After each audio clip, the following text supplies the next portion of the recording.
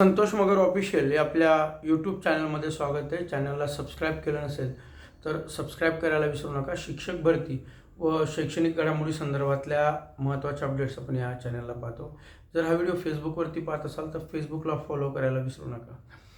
आज शिक्षक भरतीच्या दृष्टीने एक अत्यंत महत्त्वाची अपडेट आहे. ती अपडेट आहे शिक्षक भरतीच्या प्रक्रियेमध्ये महत्त्वपूर्ण भूमिका पार पाडणारी जी मागच्या वेळेस तलिस्मा कॉर्पोरेशन लिमिटेड ही कंपनी होती. या आय टी कंपनीच्या माध्यमातून याद्या जाहीर करणे, याद्या लावणे, हे जे ऑनलाईन काम होतं हे सर्व काम या तलिस्मा कॉर्पोरेशन लिमिटेडने केलेलं होतं. 2022मध्ये सुद्धा या कंपनीला काम मिळालं आणि आपण बघितलं असेल की त्याच्या आधी एन आय सीकडे काम होतं आणि बऱ्याच किचकट गोष्टीमुळं तांत्रिक अडचणी त्या ठिकाणी यायच्या आणि भरती प्रक्रियेला 2019च्या भरती प्रक्रियेला त्यामुळं खूप वेळ लागला होता. परंतु नंतर शासनाने तलिस्मा या प्रायव्हेट लिमिटेडला कॉर्पोरेशनला काम दिल्यानंतर भरती प्रक्रिया ही त्या ठिकाणी पहिली पारदर्शक पडलेलीच होती, परंतु जी फास्ट आणि अचूक जी भरती प्रक्रिया होती ती भरती प्रक्रिया पार पडली होती. आणि याच अनुषंगाने 30 जानेवारी म्हणजे आज शासनाने एक नवीन परिपत्र शासन निर्णय घेतलेला आहे की जी तलिस्मा कंपनी होती त्याच कंपनीला पहिल्या आणि दुसऱ्या टप्प्यासाठी म्हणजे शिक्षक भरतीचा पहिला आणि दुसऱ्या टप्प्यासाठी करारबद्ध केलेला आहे.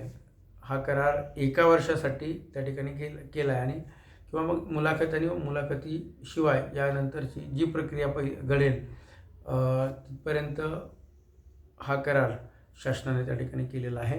म्हणजे 2 टप्प्यासाठी हा करार झालेला आहे आणि 1 वर्षाचा मुदत त्या ठिकाणी दिली. 1 वर्षासाठी जो काही मला वाटतं 74,35,500 आणि दुसऱ्या टप्प्यासाठी 68,84,120 असा 2 वेळेस करार म्हणजे 2 टप्प्यासाठी त्या ठिकाणी ते अमाऊंट त्या कंपनीला त्या ठिकाणी दिलेली आहे.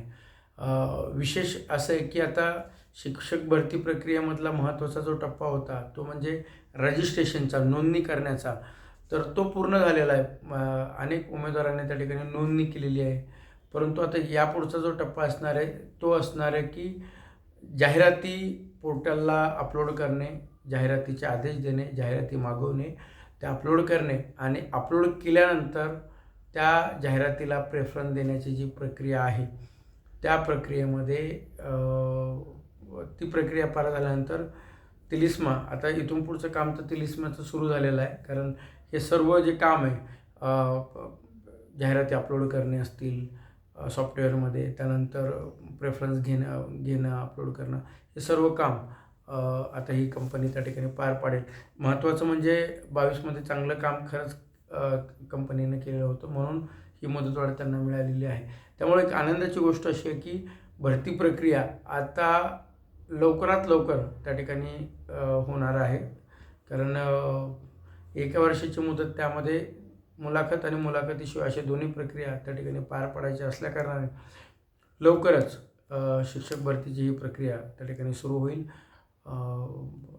2-3 महिन्यामध्ये. कारण काय आहे की मेमध्ये 31 मेपर्यंत आंतरजिल्हा बदलीचा जो 7वा टप्पा होता तो त्यांना पूर्ण करायचा आहे आणि 31 मेपर्यंत जे रिक्त पदं आहेत ते रिक्त पदे त्या याच्यासाठी बदलीसाठी त्या ठिकाणी ठेवलेले आहेत.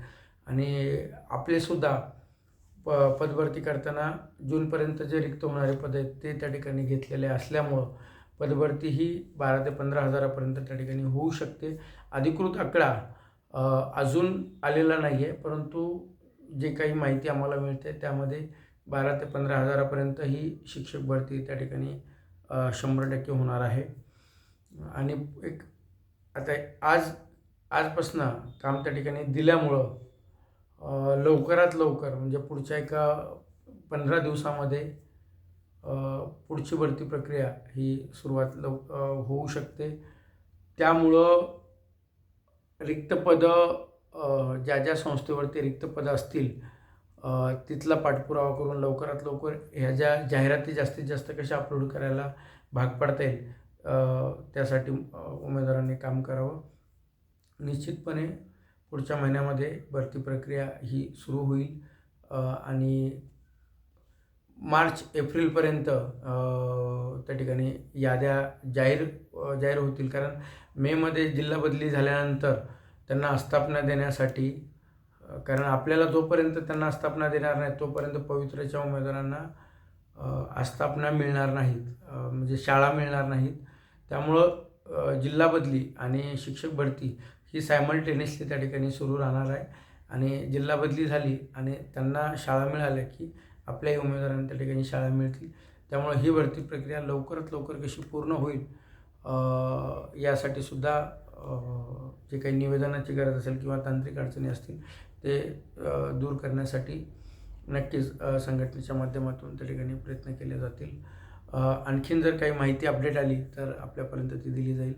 जर ही माहिती आवडली असेल तर आपल्या जास्तीत जास्त शिक्षक भरतीची तयारी करणाऱ्या उमेदवारापर्यंत ही फॉरवर्ड करावी. धन्यवाद.